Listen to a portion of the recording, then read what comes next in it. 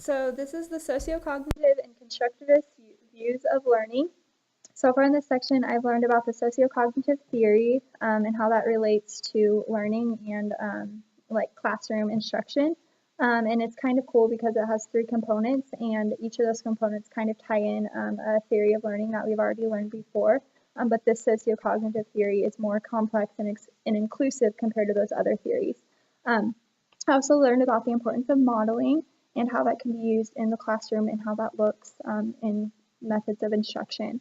I think this is important for educators to know and understand because the ultimate goal of education is to encourage that learning to occur.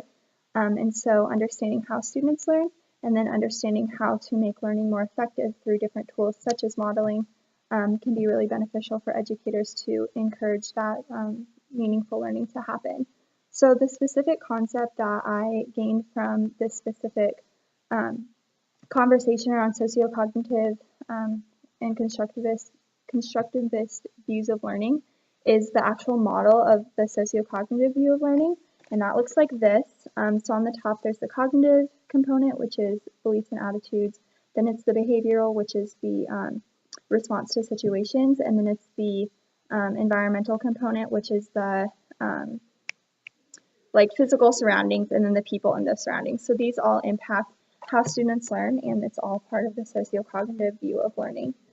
So I can see this really applying to my CPC problem because many of my students in that urban area are going to have a lot of different backgrounds and a lot of different opinions about some of the things we will be discussing and learning about in my class dealing with agriculture.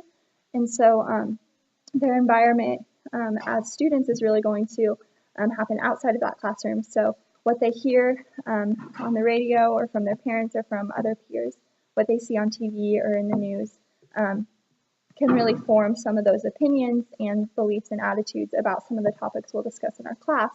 And then this can translate into their behavior in my classroom, which might be positive or negative depending on their views, such as being disengaged in the conversation or really being wanting to discuss and hash out some ideas with some other students. So this all contributes to that classroom environment then positively or negatively, which will impact other students' beliefs and attitudes about my classroom and then affect their behavior in my classroom as well. So this can be either a positive or a negative thing, but in order to prevent it from being a negative thing and to encourage that positive side of things, I could address this problem or opportunity for growth by addressing the information that students are hearing right up front and encouraging a really positive, respectful, and authentic conversation around those topics.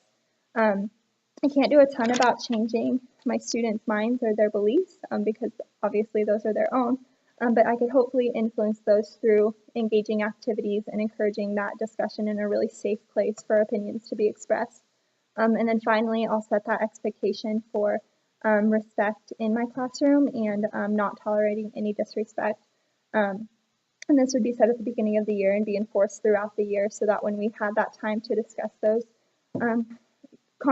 controversial topics, that would be understood. In addressing that less desirable behavior of disrespect or not listening respectfully to someone else's opinion could be addressed right as it happens.